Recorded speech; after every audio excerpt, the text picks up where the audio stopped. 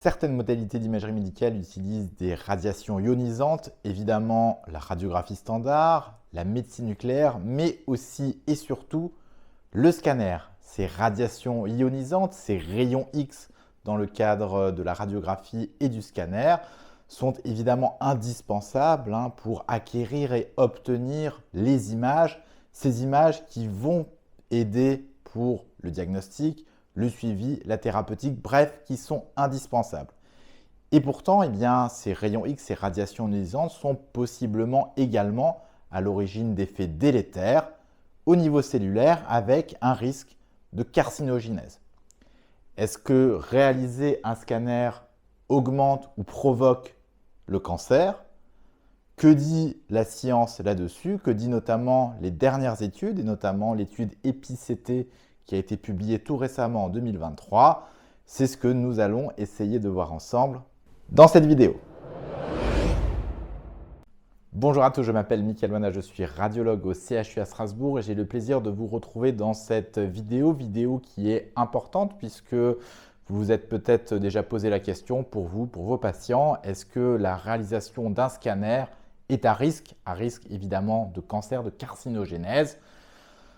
Tout remonte à 2007 avec la publication dans le New England Journal of Medicine d'un article de revue par Brenner et al. Sur les risques potentiels de carcinogénèse secondaire à la réalisation d'examens tomodensitométriques.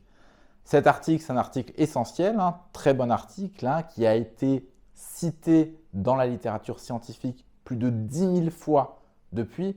Donc ça montre toute la discussion, tous les débats, toute la littérature qu'il y a eu sur cette problématique. Et cet article, qu'est-ce qu'il nous dit? Il nous explique l'irradiation, il nous explique la mesure de l'irradiation en scanner et il nous parle des conséquences potentielles de cette irradiation. Vous aurez évidemment les liens de l'article, il est en accès libre dans la description. Vous pourrez aller le lire par vous-même, il est très intéressant.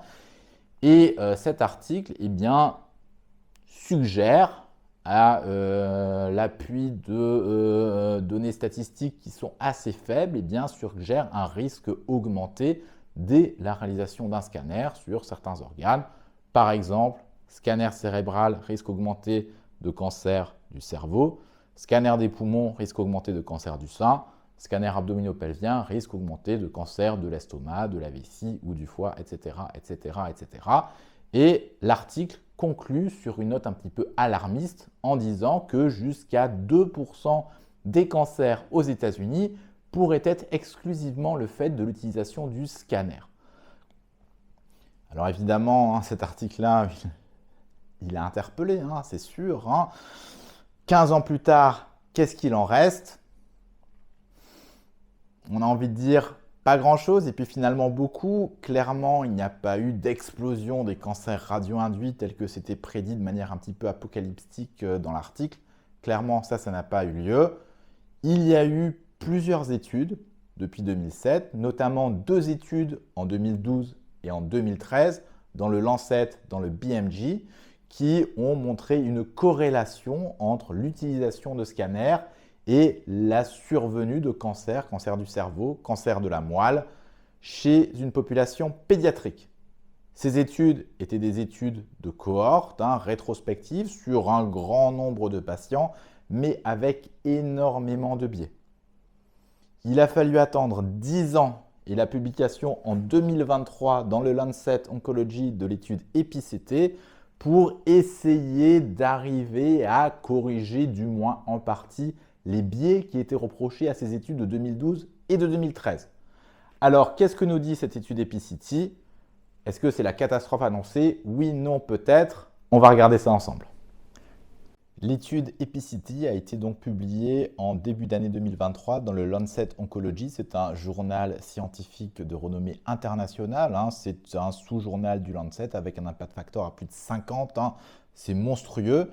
C'est une étude européenne, multicentrique, internationale, avec des données qui viennent de 9 pays européens, UK, France, Norway, etc., etc., etc.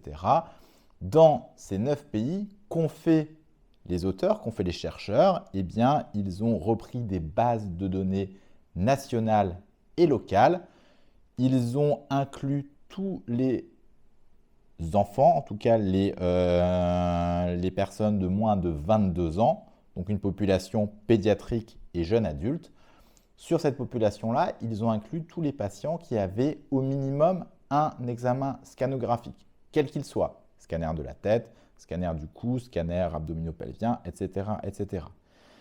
Sur ces patients avec au minimum un examen scanographique, ils ont vu si les patients étaient en vie après 1 an. Et s'ils étaient en vie après 1 an, eh bien, ils les ont suivis. Et ils ont vu chez ces patients ceux qui avaient développé ou ceux qui développaient un cancer cérébral et ceux qui ne développaient pas un cancer cérébral. Ils ont pris exclusivement en compte les cancers qui étaient développés 5 ans après le premier examen scanographique. C'est important, pourquoi? Pour éviter d'inclure potentiellement des patients chez qui l'examen scanographique initial qui avait été réalisé aurait été réalisé pour des signes liés au cancer en lui-même. Typiquement, vous imaginez un patient qui vient avec des céphalées, on lui réalise le scanner cérébral, on ne voit rien de particulier. Si 6 mois après, il développe malheureusement un cancer cérébral, eh bien évidemment que ce n'est pas le scanner initial qui a causé le cancer. Simplement, le scanner initial n'était pas assez fin ou assez développé pour découvrir le cancer qui très certainement existait déjà. Donc les auteurs ont décidé d'établir une marge de sécurité de 5 ans.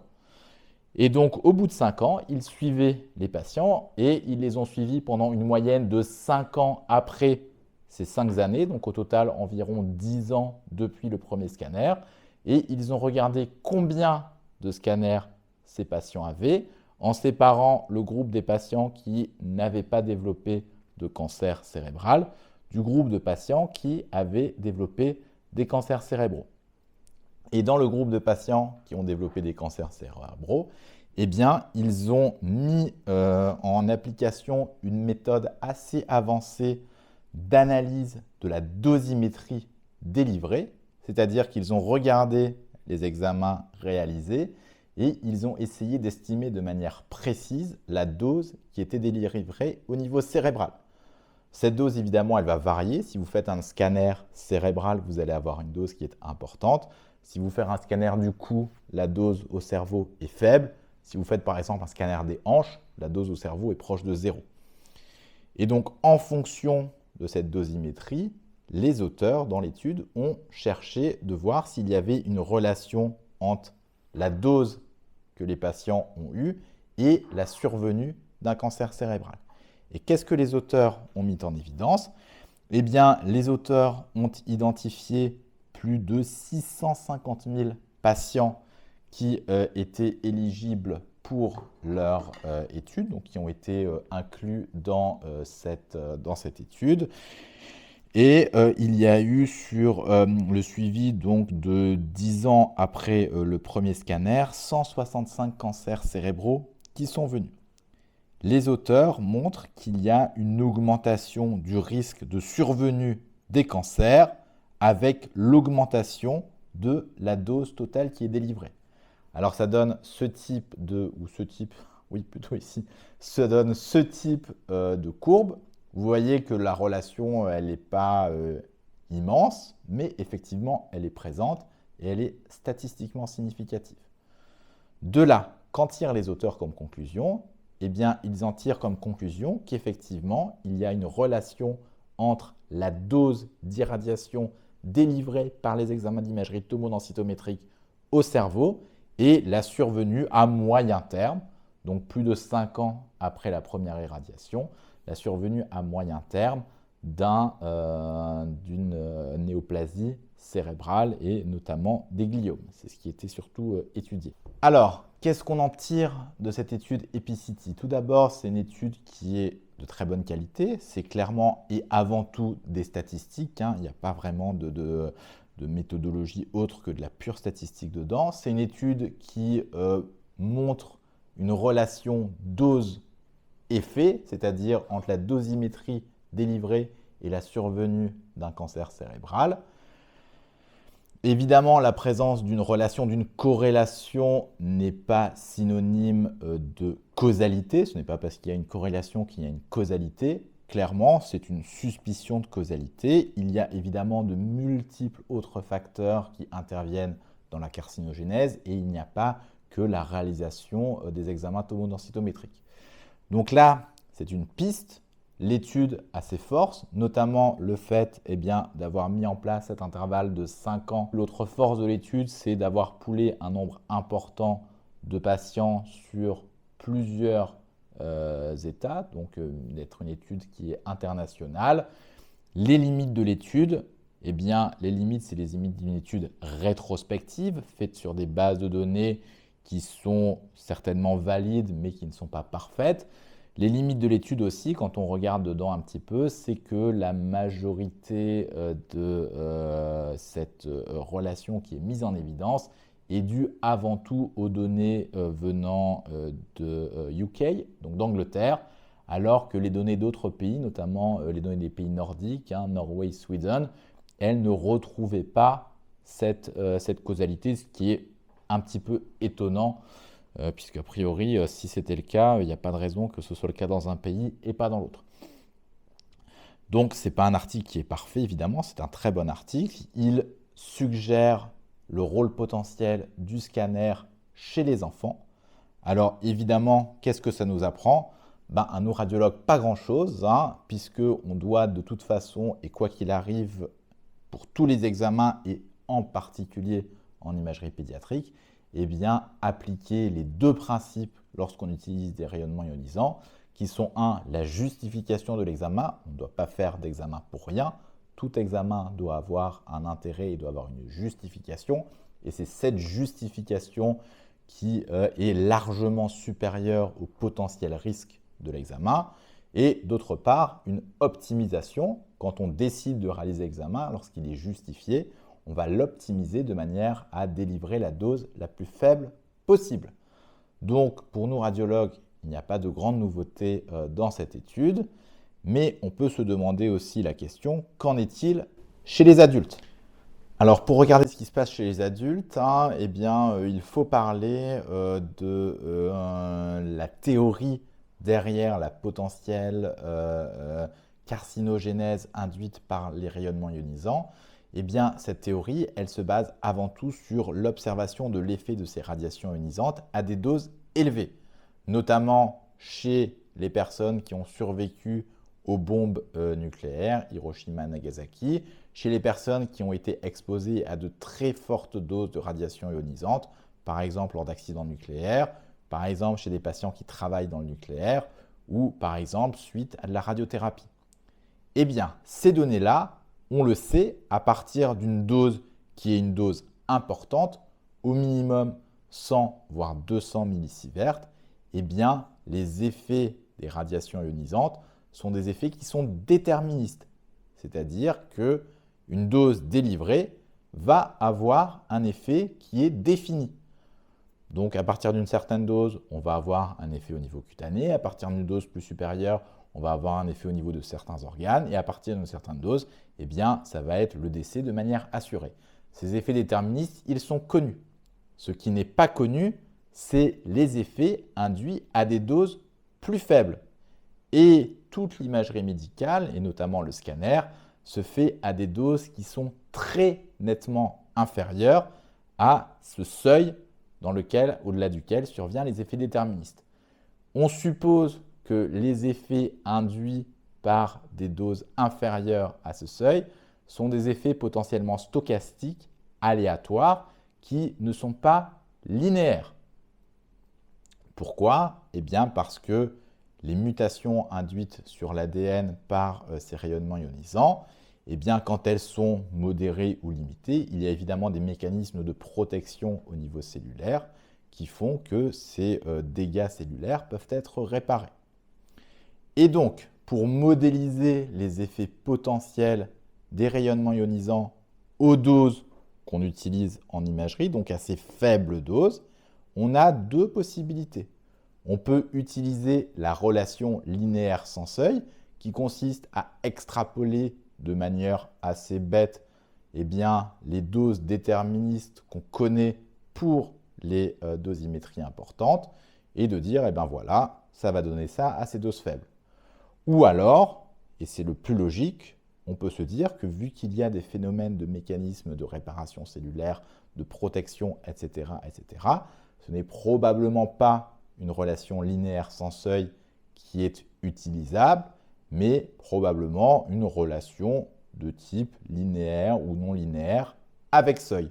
Sauf que à l'heure actuelle, en 2023, on ne sait pas du tout s'il y a un seuil et où ce seuil se situe. Est-ce que se situe au-dessus des doses utilisées de manière quotidienne en imagerie médicale ou en dessous?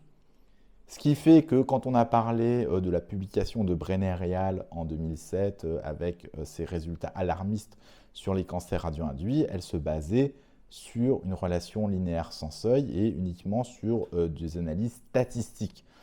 Donc finalement, elle se basait sur pas grand-chose. Quand on regarde chez les adultes, donc en dehors des études de pédiatrie, notamment l'étude EPICITY dont on vient de parler, eh bien chez les adultes, en 2023, il n'y a aucune étude satisfaisante qui mette en évidence une relation entre l'utilisation de rayonnement ionisant, donc de scanner, et la survenue de cancer, quel qu'il soit. Est-ce qu'il y aura des études un jour? C'est une excellente question. Il faut savoir que la carcinogénèse est multifactorielle. Il n'y a évidemment pas que l'utilisation des rayonnements ionisants qui intervient dans la survenue d'un cancer. Il y a des milliards d'autres paramètres, que ce soit la génétique, que ce soit l'exposition aux toxiques, tabac, alcool, l'exposition à la pollution, que ce soit le niveau de vie, que ce soit les traitements utilisés au cours de la vie, etc., etc. C'est tellement multifactoriel que si on souhaiterait une étude eh bien, pour prendre en compte tous ces différents paramètres, eh bien, ça nécessiterait des dizaines de millions de patients. Pas de manière rétrospective, c'est probablement assez difficile et je ne sais pas si on aura un jour la réponse. Alors on va finir là-dessus. La question qui se pose, c'est est-ce que finalement ça a un intérêt d'avoir un jour la réponse? Alors là, je termine avec une petite provocation radiologique. En effet, pourquoi est-ce qu'on peut se dire est-ce que ça a un intérêt d'avoir un jour la réponse? Quand on regarde les articles qui ont été publiés, on sent que ce n'est pas des radiologues qui l'ont fait, puisque c'est vraiment des statisticiens en quelque sorte, qui se basent sur ces grosses études de cohorte. Et notamment dans l'article EPICITY, ils nous disent que voilà, les doses n'ont pas diminué depuis 2010. Alors c'est complètement faux. En imagerie médicale, il y a heureusement, et on l'a vu à maintes reprises, des progrès qui sont constants, qui sont impressionnants dans la technologie, et notamment la technologie en scanner, qui font que la dosimétrie délivrée n'a fait que diminuer de manière constante, voire même plutôt plus que constante, au cours des 10-15 dernières années. Donc pour vous donner un ordre de grandeur, si on prend un scanner thoracique lambda, eh bien, on a divisé la dose moyenne par 3 voire 4 entre le moment où j'ai terminé mon internat et l'heure actuelle, donc c'est-à-dire finalement pas trop d'années. Donc évidemment, il y a eu énormément de progrès. Ces progrès, ils vont se continuer. La dose délivrée en scanner, elle diminue de manière très importante à chaque nouvelle génération de machines, à chaque nouvelle génération de logiciels. Ce qui fait que finalement la question de la dosimétrie, peut-être qu'en 2007, quand Brenner il a publié son article, effectivement c'était important puisqu'un scanner, ça délivrait un seul passage, ça délivrait 15, 20, 30 millisieverts. À l'heure actuelle, un scanner, ça délivre nettement moins, 1, 2, 3, 5 millisieverts peut-être. Est-ce que la conséquence sera aussi importante? Ça se discute. Clairement, on n'avait pas la réponse chez les adultes pour des doses importantes. On n'aura probablement pas la réponse chez les adultes pour des doses encore plus faibles. Mais le risque est probablement minime et avec les évolutions technologiques qui vont continuer, ce risque ne fera que diminuer. En tout cas, il va dans le sens de la bonne radiologie. On a vu, justification évidemment, et une fois que l'examen est justifié, ce qui est le cas pour une grande majorité des examens, optimisation. Et ça, c'est notre boulot avec celui des constructeurs. Et heureusement, on l'a fait plutôt bien au cours de la dernière décennie. Voilà, j'espère que cette vidéo vous aura plu sur ce format un petit peu plus scientifique, hein. J'ai essayé de vous présenter ça de manière la plus simple possible. C'est un sujet qui est extrêmement large, hein, dans lequel on pourrait en parler des heures, des heures et des heures. Pour les plus curieux, je vous ai mis quelques références des différentes citations et articles dans la description. Vous pouvez aller les regarder, vous pouvez aller les lire par vous-même. N'hésitez pas à vous informer, la majorité sont en accès libre. Voilà, si vous avez des commentaires, des questions, n'hésitez pas. N'hésitez pas aussi à partager cette vidéo. Et moi, je vous dis à une prochaine. Bye bye!